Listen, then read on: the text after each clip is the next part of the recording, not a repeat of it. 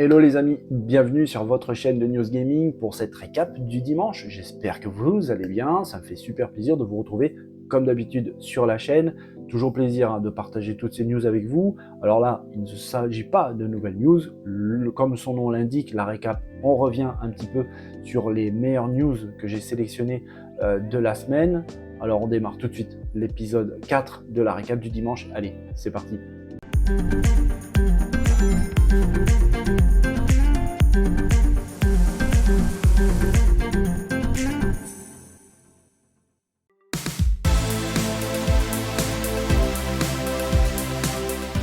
Bon, pour ce tout début de la récap du jour, j'ai décidé de revenir un petit peu en arrière sur un jeu, sur une news qui m'a fait un petit peu grincer des dents.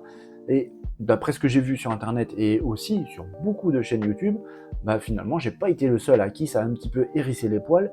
Vous l'avez compris, on va parler de Star Wars Jedi Survivor, la suite de Fallen Order, qui s'annonce vraiment bon. En plus, le jeu paraît vraiment convaincant, très intéressant. Mais là, un problème, le jeu est gros, le jeu est vraiment lourd, il prend de la place, on parle de 150 Go tout de même. Et il y a un autre problème concernant le jeu et surtout son poids, c'est qu'il va falloir le télécharger. Si vous voulez jouer à Star Wars Jedi Survivor, même si vous avez acheté la version physique, avec la boîte, le disque, il va falloir télécharger les 150 Go du jeu. Oui, en gros, moi j'appelle ça du dématérialisé forcé. On pourra dire ce qu'on veut, mais c'est un petit peu le cas. Si vous avez acheté le jeu physique, il faudra le télécharger quand même. C'est dommage, parce qu'en plus de ça, comme je disais, le jeu s'annonce vraiment très très bon. Ça risque de priver certains fans de la saga de Star Wars de profiter du titre, parce que bien évidemment, tout le monde n'a pas une connexion internet rapide et stable, ou encore mieux en fibre. Donc c'est un vrai problème, parce que 150 Go, ça se télécharge pas comme ça, c'est vraiment un gros problème. Alors oui, si l'éditeur Electronic Arts avait décidé de mettre le jeu entièrement physique dans la boîte, il aurait fallu probablement 2 voire 3 disques. Ok, ça veut dire que le jeu aurait probablement coûté un petit peu plus cher. Mais de toute façon, la personne qui va être obligée de le télécharger va payer plus cher, parce qu'il va falloir laisser sa machine allumée H24 pendant plusieurs jours pour le télécharger, y compris la box. Au prix de l'électricité d'aujourd'hui, je ne suis pas convaincu que le joueur y gagne beaucoup au change. C'est vraiment dommage parce que, comme je disais, c'est un jeu qui s'annonce vraiment très très bon en plus, très intéressant. Et il y a des gens, je l'ai vu déjà dans les commentaires, qui ont dit non, voilà, qui ne vont pas acheter le jeu. Et c'est dommage parce que déjà, on se met à la place d'Electronic Arts, ils se privent quand même d'une ressource de revenus non négligeable, s'il y a des fans qui décident de ne pas acheter le jeu, juste à cause de ça. Et puis ça prive aussi de certaines personnes qui sont fans de la saga Star Wars, on peut les comprendre quand même, de ne pas avoir accès à ce jeu. C'est vraiment dommage, c'est vraiment bête. Alors je ne sais pas si c'est quelque chose qui va se répéter dans l'histoire. Malheureusement j'ai l'impression que oui, j'espère que ça ne sera pas trop souvent quand même, et surtout pas sur des jeux aussi gros en termes de taille, parce que vraiment 150 Go à télécharger, moi qui n'ai pas encore la fibre, ça va pas tarder, mais aujourd'hui si je devais le faire, non en fait, j'abandonne tout de suite.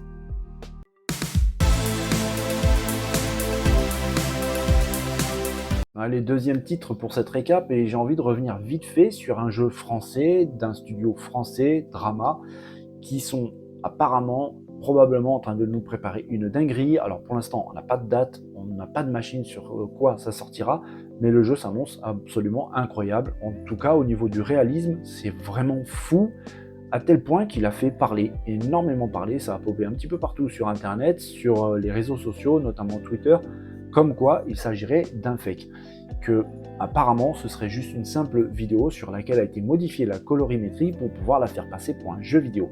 Ça a tellement fait réagir que le studio Drama a lui-même aussi décidé de réagir à tout ça par le biais de son cofondateur, qui a tout simplement décidé de montrer son travail dans son poste de travail. On y voit l'interface d'Unreal Engine 5, réellement là où il bosse pour le jeu vidéo. Il est en train de modifier plein de choses à la volée. Il ne s'agit pas du tout d'une vidéo en précalculé, c'est bien du temps réel. Là, il prouve avec cette vidéo que c'est pas du fake, tout est réel, tout est en 3D temps réel calculé par le moteur graphique d'Epic Games, l'Unreal Engine 5. En tout cas, ça montre vraiment un petit peu les possibilités de ce moteur.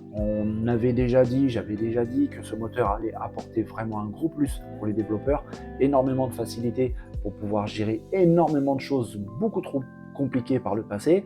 On attend avec impatience la suite de nouvelles probables d'Unrecord. Alors pour l'instant, sincèrement les amis, je ne sais pas si ce jeu sortira oui ou non. On n'a pas de date, ni même de fenêtre. On n'a pas non plus de précision sur une potentielle machine sur laquelle pourrait sortir ce jeu. Peut-être que ça restera juste un concept. Peut-être que c'est qu'une démo pour montrer un petit peu le savoir-faire du studio de développement.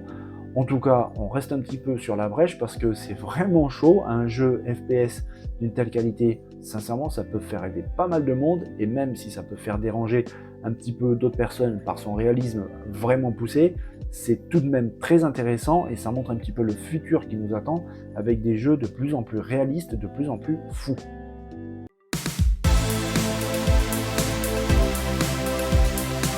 Autre news, on va revenir vite fait sur l'événement de la semaine, j'ai envie de dire, le refus de la CMA, qui est l'autorité de régulation britannique, concernant le rachat d'Activision par Microsoft. Alors c'est quelque chose qui a vraiment surpris pratiquement tout le monde. Il n'y a pas beaucoup de monde qui avait misé un petit peu sur cette décision. Pratiquement tous les analystes, en fait, du marché avaient dit oui, normalement, le feu vert va être donné. Eh bien non, pas du tout. Ça fait vraiment l'effet d'une bombe. C'est quelque chose qui a fortement déçu Microsoft, même si au début, ils ont fait profil bas, ils étaient assez courtois, cordiaux. Ils n'ont pas vraiment montré de signes d'agacement. Chez Activision, c'était un autre son de cloche avec le président d'Activision, Bobby Kotick, qui en a mis une belle sur le gouvernement britannique, sur la Chambre des représentants et notamment sur la CMA. Ça piquait un petit peu. Hier quand même, le président de Microsoft a quand même révélé une pointe d'agacement. Il a tout de même déclaré que finalement faire des affaires avec le sol britannique, c'était pas ce qu'il y avait de mieux et que c'était beaucoup plus intéressant de travailler avec l'Europe. Alors on verra, peut-être que ça peut s'apparenter à un petit coup de pression parce que justement on attend la décision de la Commission européenne. Alors est-ce que ce message est une façon de passer un petit peu la pommade sur le dos des régulateurs européens? Je ne sais pas, mais c'est vrai que le torchon brûle littéralement entre le gouvernement britannique et Microsoft. Même si Microsoft a fait appel, on verra un petit peu comment ça va se passer parce que, bon, je rappelle, ce rachat s'annonce absolument colossal. On parle de près de 70 milliards de dollars. C'est vraiment quelque chose de gigantesque. Sony, on le sait, ne veut pas que cet achat se fasse, mais Microsoft en a réellement besoin, même si le président Phil Spencer a déclaré que finalement ce n'était pas si important que ça. On imagine avec ses propos qu'il commence un petit peu à préparer ses troupes à un éventuel abandon de l'achat, parce que c'est vrai que si la Commission européenne suit l'exemple des Anglais, bah, ça commence à faire un petit peu beaucoup. On sait qu'il y a beaucoup de pays qui ont donné leur accord. Aujourd'hui même, l'Ukraine a dit oui, mais ce n'est pas des pays très très importants. Vraiment, les pays les plus importants, c'est l'Angleterre, c'est la communauté européenne et les États-Unis. L'Angleterre a dit non.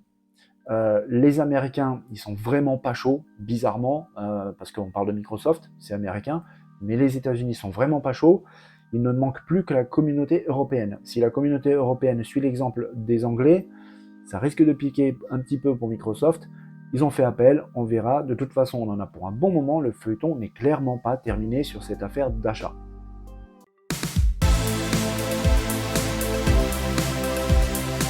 Nouveau retour en arrière et cette fois-ci on va parler de cette console portable qui arrive bientôt, qui vraiment fait beaucoup parler d'elle. Elle semble très prometteuse, déjà esthétiquement, sincèrement elle est pas trop mal, et elle semble vraiment costaud au niveau de technique embarquée, ça s'annonce plutôt sérieux. Le constructeur lui-même est plutôt sérieux, donc il y a une grande réputation quand même.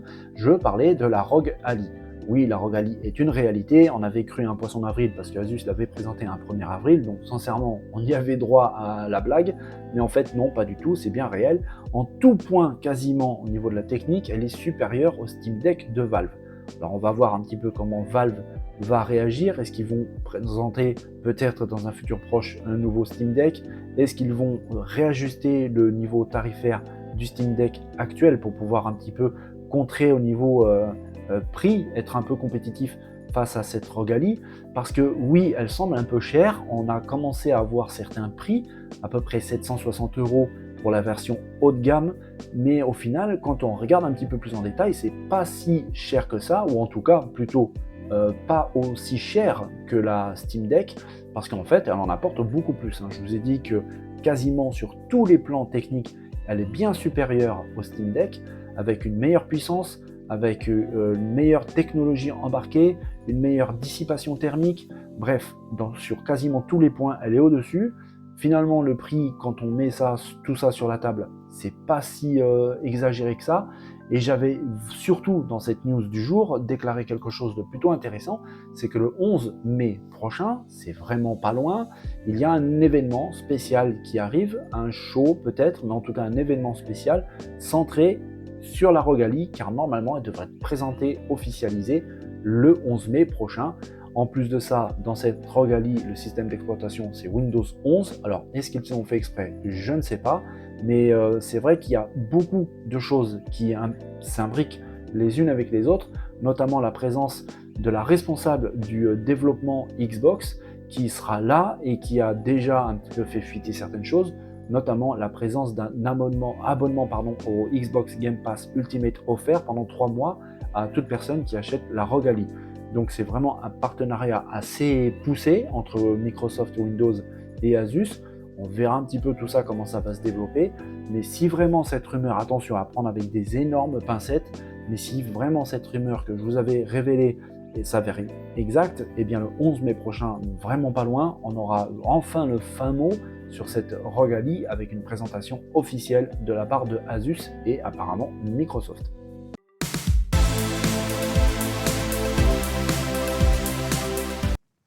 Autre retour en arrière, allez, on va revenir sur un sujet qui pour moi j'ai trouvé vraiment important parce que ça peut changer la donne sur ce périphérique de façon très importante, très durable. On sait tous que Sony vient de lancer son casque de réalité virtuelle en deuxième version pour la PS5, le PSVR 2, un casque aux possibilités vraiment immenses par rapport à la première version qui était lui destiné à la PS4 et PS4 Pro.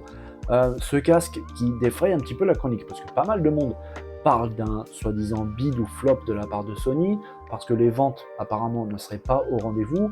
Moi j'ai mis une réserve très importante là-dessus parce que quand on compare les courbes de progression de vente du PSVR 1 et le PSVR 2, finalement ils sont pas loin du tout. Et quand on se souvient que le PSVR 1 avait été vendu au final à peu près 5 millions d'unités, finalement c'est pas tant un flop que ça. En fait, le PSVR 2 commence sa vie plutôt normalement, c'est pas une fulgurance en soi, on est d'accord là-dessus, mais c'est pas non plus un flop, surtout qu'il y a un énorme problème sur le PSVR 2, outre son prix, 599 €, on est d'accord, ça fait vraiment un budget, surtout que ce n'est qu'un périphérique, pour pouvoir en profiter, il faut la PS5, elle coûte pas 3,50 €, la même aire, donc au final, la facture s'annonce plutôt salée pour le consommateur. Ceux qui ont la chance d'en avoir, sincèrement, vous devez kiffer parce que c'est un objet vraiment au point. Les jeux livrés avec sont vraiment très intéressants. Resident Evil Village, Horizon, Gran Turismo 7, ça montre déjà des capacités de la bête vraiment très impressionnantes. On attend le futur vraiment avec impatience. Mais le vrai gros problème de ce périphérique, c'est qu'il est en vente seulement sur la boutique officielle de Sony. Ça limite énormément de choses. Par exemple, il n'y a pas de promotion. On ne peut pas avoir, par exemple, un reversement d'argent sous forme de bon d'achat ou sur une carte de fidélité si vous avez acheté chez la Fnac, chez Micromania, dans un supermarché. Il n'y a pas non plus de possibilité de paiement en plusieurs fois. 599 €, je le répète, c'est quand même conséquent. Mais c'est en train de changer parce que le PSVR 2, tout simplement, Sony l'a déclaré, il sera disponible très bientôt, dans quelques jours, ce sont leurs mots, dans tous les autres boutiques, tous les autres magasins, ceux où on a l'habitude de faire nos achats gaming. Alors on peut très bien imaginer Amazon, on peut très bien imaginer Micromania, la Fnac, Cultura, bref, tous ceux chez qui vous avez l'habitude d'aller. On peut aussi très bien imaginer certains supermarchés. Bref, ça va ouvrir vraiment la voie à une diffusion beaucoup plus importante du PSVR 2. Je le répète, c'est vraiment, je pense, aujourd'hui, son vrai gros défaut, c'est de n'être disponible que sur le store officiel de Sony. Je sais pas trop pourquoi Sony avait fait ça. Alors, j'ai ma petite idée derrière la tête. J'imagine un problème de disponibilité, tout simplement, avec la célèbre pénurie qui officiellement, d'après Sony, est terminée. On a vu qu'ils ont eu beaucoup de mal avec la PS5, aujourd'hui ça va beaucoup mieux. J'imagine qu'ils ont eu un petit peu la même chose avec le PSVR 2. Ils ont voulu un petit peu restreindre la distribution à leur seule boutique officielle pour pouvoir contrôler le flux, pour pouvoir contrôler les livraisons. Là aujourd'hui, apparemment, le problème, je pense, est réglé. Eh bien, ils vont pouvoir distribuer un petit peu à tous leurs partenaires commerciaux, Amazon, la Fnac, Micromania, bref. Vous pourrez très bientôt retrouver ce très bon casque de réalité virtuelle dans n'importe quelle boutique chez qui vous avez l'habitude de faire vos achats gaming. Et je pense que cette histoire de bid ou de flop va disparaître très bientôt. On en reparle bientôt sur la chaîne. Je garde un œil là-dessus, mais je pense qu'au final, je ne me suis pas beaucoup trompé. Et voilà les amis, c'est terminé pour cette récap du dimanche. Alors j'espère que cette vidéo vous a plu. Si c'est le cas, n'hésitez pas à rejoindre l'aventure, à rejoindre la chaîne. C'est avec un grand plaisir qu'on vous accueille ici. N'hésitez pas à mettre des pouces, à partager la vidéo. Et puis venez aussi dans la zone de commentaires, donner un petit peu votre avis sur cette vidéo. Quelle news vous a le plus plu? En attendant, je vous souhaite à tous un très bon dimanche. Portez-vous bien. N'oubliez pas de vous amuser. On se dit à très bientôt sur la chaîne pour les prochaines news gaming. Allez, bon dimanche, bye bye.